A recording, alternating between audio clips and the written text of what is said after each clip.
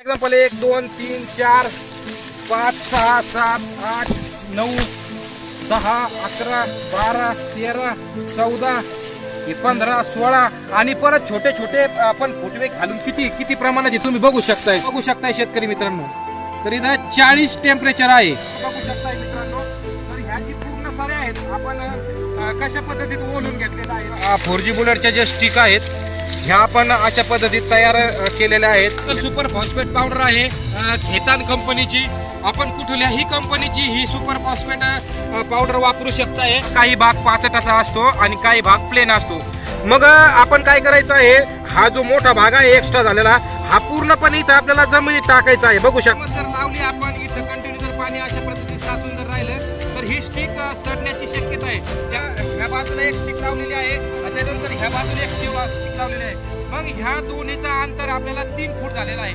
तर नमस्कार शेतकरी मित्रांनो, माझी प्रयोगशाळा या YouTube चॅनल मध्ये पुन्हा एकदा आपले स्वागत आहे। तर शेतकरी मित्रांनो, मी नेहमी चाऱ्याविषयी शेतीविषयी वेगवेगळ्या विषयावरती कंटिन्यू स्वरूपात व्हिडिओ बनवत असतो। तर व्हिडिओचं माध्यम पण शेतकरी मित्रांनो आपल्याकडे असं असतं की ज्या ही गोष्टी असतात त्या लाईव्ह दाखवल्या जातात आणि लाईव्ह प्रॅक्टिकल करून तुम्हाला जे ही माझे प्रयोग असतील ते प्रयोग मी दाखवत असतो। तर आजच्या व्हिडिओमध्ये आपण खूप महत्वपूर्ण गोष्टीमध्ये इथं बघणार आहोत। तर शेतकरी मित्रांनो, इथं समोर बघत असताना तुम्ही इथं ऑस्ट्रेलियन रेड नेपियर आहे, तर ह्या बाजूला इंडोनेशियन बाहुबली नेपियर घास आहे आणि सध्या खूप कडाक्याचं ऊन आहे। उन्हाचा जर विचार करायचा जर केला शेतकरी मित्रांनो तर सध्या खूप टेम्परेचर आहे। टेम्परेचर पण इतक्या प्रमाणात आहे, सध्या एप्रिल चालू आहे आणि थोड्याच 10-15 दिवसांमध्ये मे पण लागणार आहे। म्हणजे एप्रिल मे मध्ये उन्हाचा कडाका कसा असतो हे आपल्याला सांगण्याची गरज नाहीये। भरपूर खूप मोठ्या प्रमाणात इथं ऊन असतंय। तर सध्याचं जे टेम्परेचर आहे शेतकरी मित्रांनो मी तुम्हाला लाईव्ह टेम्परेचर इथं दाखवण्याचा निश्चित प्रयत्न करणार आहे। तर आपण इथं सुरुवातीला टेम्परेचर चेक करून घेऊया। तर बघू शकताय शेतकरी मित्रांनो, तर इथं 40 टेम्परेचर आहे। तर 40 टेम्परेचर म्हटल्याच्या नंतर आपण स्वतः विचार करू शकता की टेम्परेचर किती प्रमाणात हाय झालेला आहे। ह्या टेम्परेचर मध्ये जो ही लावलेला माल असतो शेतकरी मित्रांनो तो माल या टेम्परेचरमुळे वरून हिट होत असतोय।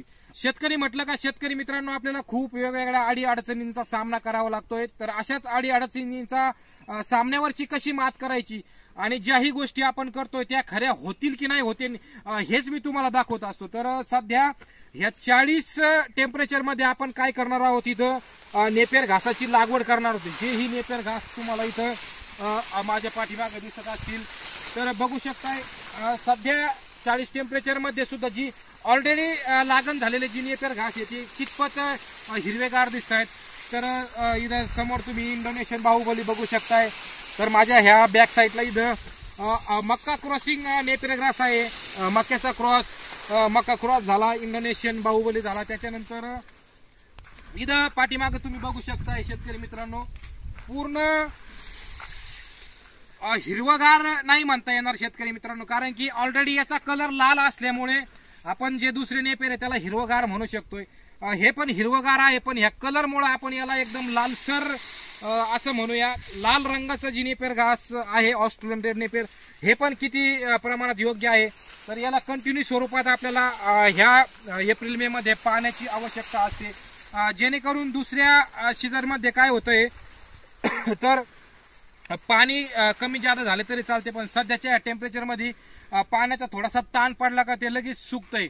तर ह्या सर्व नेपियर घासाच्या लागवडी आपण ह्या तपत्या उन्हामध्ये बघू शकताय खूप प्रमाणात इथं घाम पण येतोय, कारण की टेम्परेचर जितकं आहे शेतकरी मित्रांनो उन्हामध्ये उभा सुद्धा राहू वाटत नाही। तर ह्या गवताच्या लागवडी आपण सध्या ह्या टेम्परेचर मध्ये ह्या वातावरणामध्ये जर केल्या तर त्या सक्सेसफुली होतील का?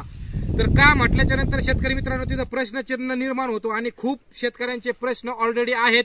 तर सध्या मी ह्या सर्व नेपियर गवताच्या जाती ह्या टेम्परेचर मध्ये एप्रिल मे मध्ये लागवड करणार आहे, त्याचे पण व्हिडिओ तुम्ही भविष्यात पुढे बघू शकताय। तर आज हे नेपियर घास आपण लावणार आहोत, लावल्याच्या नंतर हे नेपियर घास सक्सेसफुली येतील का नाही येतील हे तुम्ही भविष्यात बघाच। या सर्व गोष्टी मी तुम्हाला करून दाखवणारच आहे। तर याची लागवड कशा पद्धतीत करतात हे पण मी तुम्हाला दाखवून देतो। तर चला तर आपण ह्या सर्व गवताच्या सध्या लागवडी करून घेऊया। नेपियर घास लागवडीपूर्वी शेतकरी मित्रांनो आपल्याला काय करायचं आहे, आपली जी जमीन आहे त्या जमिनीची चांगली खोलवरती नांगरट आपल्याला तयार करून घ्यायची आहे। नांगरट झाल्यानंतर जमीन आपल्याला थोडीशी तापून द्यायची आहे। जमीन तापल्यानंतर शेतकरी मित्रांनो आपल्याला त्यापुढे काय करायचे की 1 एकरसाठी आपल्याला 7 ते 8 प्रति ट्रेलर चांगले कुजलेले शेणखत आपल्याला तिथे घालून घ्यायचे आहे। शेणखत घालून झाल्याच्या नंतर त्यानंतर पूर्ण रोटावेटर मारून आपल्याला रान प्लेन करायचे आहे। रान प्लेन केल्याच्या नंतर शेतकरी मित्रांनो आपल्याला समोर तुम्ही इथं बघू शकता ह्या पद्धतीत आपल्याला 3 फुटाची सरी पाडून घ्यायची आहे। तर सरी पाडून घेतल्याच्या नंतर शेतकरी मित्रांनो आपल्याला ह्या जी सऱ्या आहेत ह्या सऱ्या पूर्णपणे ओल्या करून घ्यायच्या आहेत। जसे की सरी पाडल्याच्या नंतर त्या सऱ्या कोरड्या असतात, आपल्याला लागवड करण्याच्या अगोदर आपल्याला त्या सऱ्यामध्ये पूर्ण पाणी सोडून घ्यायचं आहे। तुम्ही इथं समोर बघू शकताय मित्रांनो। तर ह्या जी पूर्ण सऱ्या आहेत आपण कशा पद्धतीत ओलून घेतलेल्या आहेत, तर पूर्ण सऱ्या आपल्याला ह्या ओलून घ्यायच्या आहे, पाणी देऊन घ्यायचं आहे। आणि पाणी देऊन झाल्याच्या नंतर मित्रांनो आपल्याला आता हे लागवडीसाठी आपल्याला क्षेत्र तयार झालेलं आहे। लागवडीपूर्वी आपल्याला आता चांगल्या बेण्याची निवड करायची आहे। नेपेर घासामध्ये भिन्न भिन्न प्रकारचे नेपेर घास आहेत, या पद्धतीच्या आपण एक घासाची निवड करूया। तर आता आपल्याला बेण्याची निवड करायची आहे शेतकरी मित्रांनो। तर आपण इथं 4G बुलेटची लागवड करणार आहोत, त्यासाठी एक चांगल्या प्रकारच्या बेण्याची आपल्याला निवड करायची आहे। तर मित्रांनो तुम्ही इथं बघू शकताय हे बुलेट 4G सुपर नेपेर गवत आहे आणि एकदम बेण्यायोग्य झालेला आहे। तर याच्या स्टिक आपण तयार करून घेऊया थोड्याशा।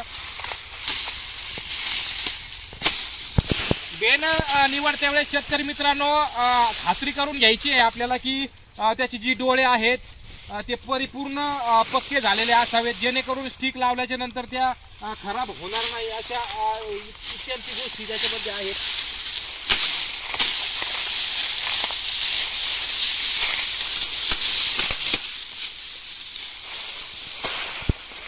तर इथं बघू शकता शेतकरी मित्रांनो परिपक्व झालेलं ही जी बेन आहे। तर आपण काही ताटे इथं तोडलेले आहेत, तर याचे आपण ज्या स्टिक कांड्या आहेत त्या कांड्या सुरुवातीला तयार करून घेऊया। तर कशा पद्धतीत तयार केल्या जातात हे पण तुम्ही पूर्णपणे बघा, जेणेकरून तुम्हाला इथे अडचण निर्माण होणार नाही। तर स्टिक कशा पद्धतीत आपल्याला तोडायचं आहे तर तुम्ही इथे समोर बघू शकताय।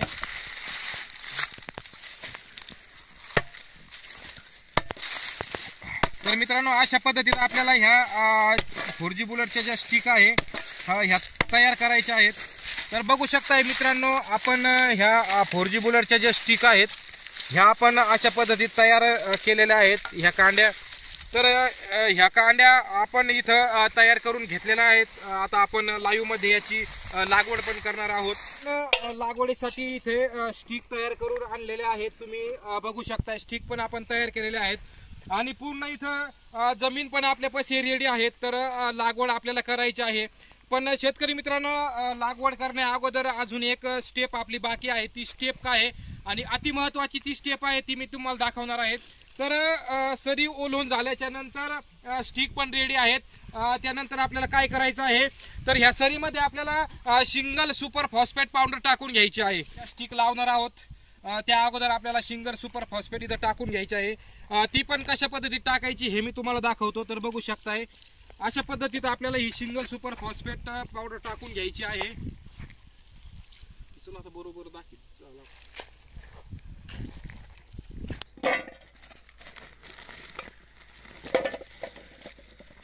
तर सिंगल सुपर फॉस्फेट पावडर आपली इथे टाकून झालेली आहे। आता आपण लास्ट स्टेजवरती आहोत। लास्ट स्टेजवरती आपल्याला ह्या जी कांड्या आहेत ह्या कांड्याची लागवड करायची आहे। तर लागवड कशी करायची हे तुम्ही एकदम काळजीपूर्वक ऐका, बघा, जेणेकरून आपल्याला कुठल्याही प्रकारचं समोर तकलीफ होणार नाही। भरपूर शेतकरी मित्रांचे प्रॉब्लेम येतात की 4G बुलेट असो कुठले नेपेर असो हे याची लागण कशी करायची। तर आपण 3 फुटाची सरी पाडलेली आहे, 3 फुटाच्या सरीच्या एका बरगडीला आपण लावणार आहेत। आपण मध्ये पण कांडी लावू शकता, पण तत्पूर्वी जी कांडी लावायची ह्या गोष्टी काही समजून घ्या। तर कांडी तुम्हाला अशा पद्धतीत दिसत असेल, तुम्ही कुठलीही कांडी जर इथं घेतली शेतकरी मित्रांनो अशी कोणची पण कांडी घ्या, ह्या कांडीला काही भाग पाचटाचा असतो आणि काही भाग प्लेन असतो। जो पाचटाचा भाग आहे शेतकरी मित्रांनो तो पाचटाचा भाग आपल्याला आकाशाकडे वरती करायचा आहे।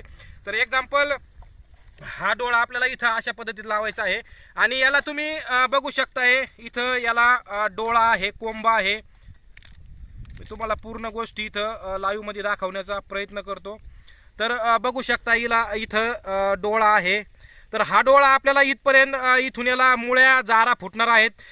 त्यामुळे आपल्याला काय करायचं आहे, ही स्टिक अशा पद्धतीत लावायची आहे। बघू शकताय तुम्ही स्टिकचा जो डोळा आहे आता आपण इथं लावलेला आहे, तो डोळा हा जो डोळा आहे हा डोळा आपण नकळत थोडासा अर्धा इंच जमिनीमध्ये टाकलेला आहे, जेणेकरून जास्त खोल पण नाही जाणार, जेणेकरून वरती पण राहणार, जेणेकरून काय होणार आहे शेतकरी मित्रांनो, याला इथून मुळ्या फुटणार आहेत आणि ह्या मुळ्या इथून फुटून याला इथं हा डोळा वरती आल्याच्या नंतर याला पूर्ण प्रकारे ब्रँचेस फुटतात, फुटवे फुटतात, मग याच्यापासून पूर्ण मोठ्या प्रमाणात बेड तयार होते। हा एक डोळा लावल्याच्या नंतर मित्रांनो दुसऱ्या डोळ्याचा अंतर आपल्याला सरासरी 1 फुटाचं घ्यायचं आहे। तर आपण अंदाजी 1 फुटावर घेऊया। बघू शकता तर हा भाग इथं आपल्याला मोठा दिसत असेल आणि वरचा भाग कमी दिसत असेल, मग आपण काय करायचं आहे, हा जो मोठा भाग आहे एक्स्ट्रा झालेला हा पूर्णपणे इथं आपल्याला जमिनीत टाकायचा आहे। बघू शकता हा डोळा कुठपर्यंत चाललेला आहे, तर हा डोळा आपल्याला नकळत थोडासा जमिनीमध्ये इथं गाडायचा आहे। जो मोठा भाग होता शेतकरी मित्रांनो, तो मोठा भाग पण आपण इथं पूर्ण जमिनीमध्ये टाकलेला आहे। परत आपण 2 स्टिक लावल्याच्या नंतर तिसरी स्टिक सुद्धा आपण त्याच्या समोरच्या 1 फूट अंतरावर परत आपण इथं टाकणार आहोत। परत जी दुसरी स्टिक आहे मित्रांनो ती पण परत आपण इथं 1 फुटाच्या अंतरावर टाकणार आहोत। तर आता तुमचा असा पण प्रश्न असेल की ही जी स्टिक आहे आपण ह्या बाजूला लावायची का मध्ये लावायची, तर आपण काय करणार आहोत, फुल टेम्परेचर चालू आहे, 40 टेम्परेचर आहे, आपण याला कंटिन्यू स्वरूपात पाणी देणार आहे, पाणी साचून ठेवणार आहे। जर इथं मध्ये जर लावलं, जर पाणी साचून जर राहिलं शेतकरी मित्रांनो, एकदमच जर लावली आपण इथं कंटिन्यू जर पाणी अशा पद्धतीत साचून जर राहिलं तर ही स्टिक सडण्याची शक्यता आहे। त्यामुळे आपण काय केलेलं आहे, याला वरती बरगडीला एका साईडला घेतलेलं आहे, म्हणजे जेणेकरून किती हा भाग ओला राहिला, पाणी साचून जर राहिले तर ही स्टिक आपली सडणार नाहीये। त्यानंतर ही जी सरी झाली शेतकरी मित्रांनो, तर ह्या पण सरीला आपल्याला तशाच पद्धतीत काय करायचं आहे, तर परत इथं आपल्याला 1 फुटाच्या अंतरावर 1 स्टिक इथं लावायची आहे। तर दुसरी स्टिक पण आपल्याला परत सरासरी 1 फुटाच्या अंतरावर लावायची आहे, तुम्ही बघू शकताय।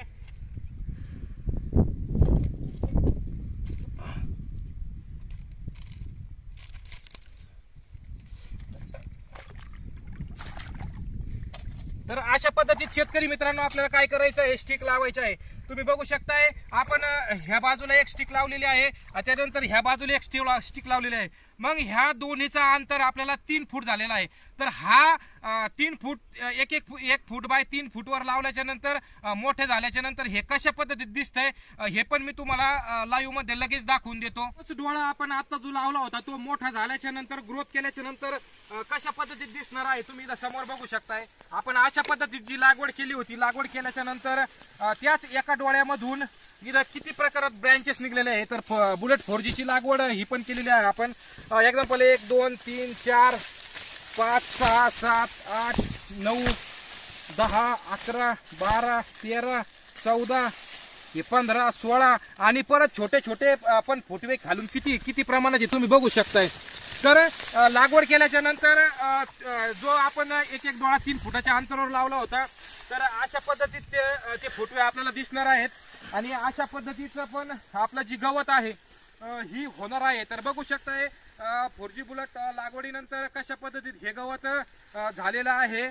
तरी मित्रांनो आजची जी बुलेट 4G ची जी लागवड आहे ही कशा पद्धतीत केली जाते, त्याच्या आधी मी असं म्हणन की लागवडीविषयी मी याच्या अगोदर पण व्हिडिओ बनवलेले आहेत, पण आजचा व्हिडिओ खास करून मित्रांनो एप्रिल मे महिन्यामध्ये टेम्परेचर भरपूर असतंय। तुम्ही बघू शकता इथं इतक्या प्रकारात फुल टेम्परेचर आहे आणि ह्या टेम्परेचर मध्ये लागवड केल्याच्या नंतर ज्याही आपण गवताची लागवड करू त्या गवताची लागवड केल्याच्या नंतर हे सक्सेसफुली होणार आहे का, जी लावलेले जी डोळे आहेत हे उगून येणार आहेत का, ह्या जी शंका आहेत शेतकरी मित्रांनो, ह्या शंकावर तर मी प्रॅक्टिकल प्रयोग करत असतो आणि शेतीमध्ये मी नेहमीच वेगवेगळे प्रयोग करत असतो। आजच्या प्रयोगामध्ये शेतकरी मित्रांनो एप्रिल मे मध्ये जी आपण बुलेट 4G ची जी लागवड केलेली आहे इतक्या उन्हामध्ये कडाक्याच्या वातावरणामध्ये, तर ही सक्सेस होईल का असे जी प्रश्न होते, ह्याच प्रश्नाच्या अनुषंगाने आपण आजचा संपूर्ण व्हिडिओ एकदम प्रॅक्टिकल तत्वावर बनवलेला आहे।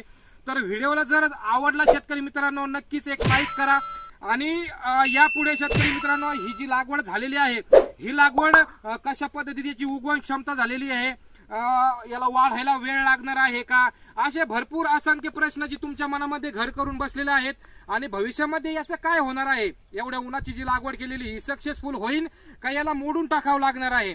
ह्या सर्व जी बाबी आहेत तर तुम्हाला माहिती मी लाईव्ह मध्येच दाखवत असतो.